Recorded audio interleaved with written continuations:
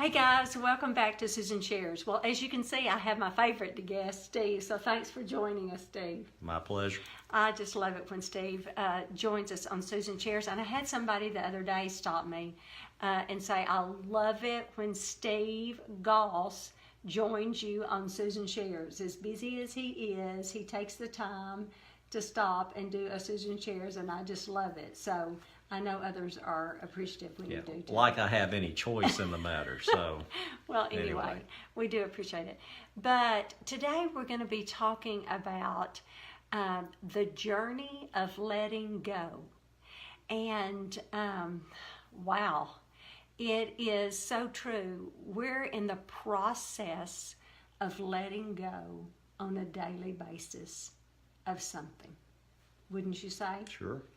And in our spiritual journey, our spiritual walk, that would go hand in glove, when you say, with the journey of letting go. Mm-hmm. We were just talking, you might want to share with the audience what we were just discussing, what you said about Lent, I think is good. And then there's a particular phrase that I've shared that you say on Susan Shares before, but it bears repeating. So why don't you talk about that as it relates to Lent and what you say? Sure. Well, I think about letting go, think about laying down. Mm-hmm. But being at, the Lenten season, it's where a lot of people give up something or take on something, whatever form or fashion they might do, to just try to focus on Jesus and what He's done for us, and try to get ourselves humbled before Him in the knowledge of what He did for us, those in the Christian community and the faith.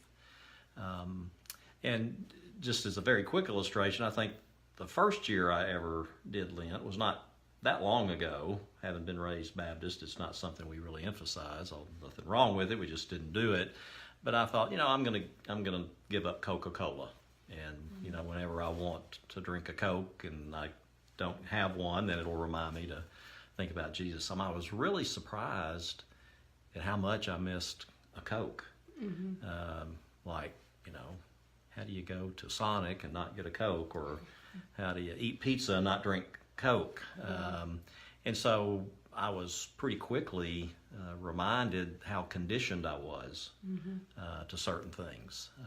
That wasn't anything wrong with drinking Coca-Cola, maybe not the healthiest drink for you in the world, but it just caused me to stop and think about what other things in my life kind of have me conditioned. Mm-hmm. And when we were talking about, letting go, if you have something you're having trouble letting go of, then it's a pretty good indication it's got a pretty strong hold on you, and should be maybe at least a warning. Now, there are good things to have a hold of. Like, obviously. I can't live without this. Yeah, exactly. I struggled to get through a day without so-and-so. Right. So, so the opposite of that is, having to let go. But if you're having trouble with that, something's got a hold of you. That's exactly right. So the journey of letting go, and that's a really good point. And one of the follow-ups of that is you say a particular phrase that really means a lot to both of us. And you say, hold all things loosely. Something I've heard in the past, yes. Yes, and that really means a lot to me. When you say that phrase, hold all things loosely, you don't have a death grip on something here on earth. You're able to say with an open hand, I hold all things loosely, God. And so when you're on a journey of letting go and you don't have a death grip, it's so much easier to let that thing go. When you say? Yeah, all things in perspective. Right? All things in perspective. And so one of the things that I had written down is almost like it's an exchange too. If I'm letting go of, for an example, if I'm letting go of, it doesn't have to necessarily be a thing either. It can be if I'm letting go of pride, or I'm asking God to help me to let go of pride, that's an exchange of humility, or if I'm letting go of anger,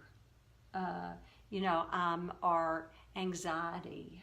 That's an exchange of peace, in my life. And so letting go is very difficult for us. Or if I'm letting go of control in my life, I'm releasing things so that God can be in control and not me, which gives me it's overwhelming. Things are overwhelming. And if I'm trying to control it, keeps me in bondage.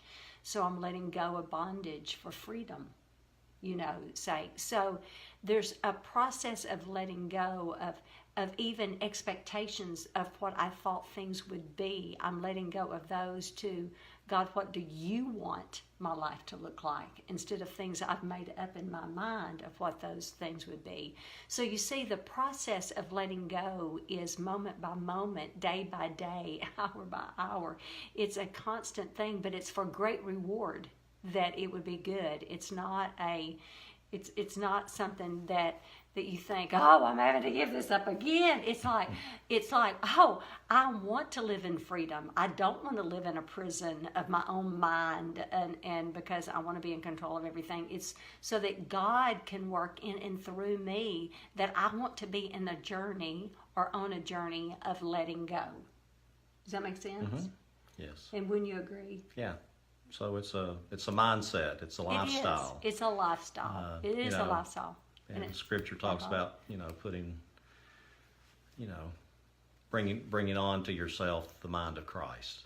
And, so we just have to be willing to give up those things that are near to us that may be okay or good, maybe aren't, but there's better for us and there's best for us. So absolutely.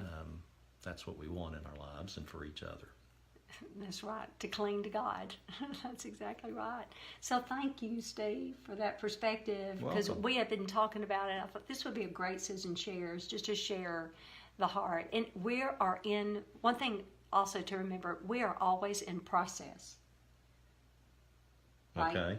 All right. I don't know. You tell me. We are. We are in process on this journey of letting go. So it's not that we'll ever arrive. So the goal is not perfection. Right. We're in a process always. So if you mess up, let's get back on the journey together. And that's what God would want. So I hope this helps you. We love you. Have a great day. And thanks. Bye-bye. Bye.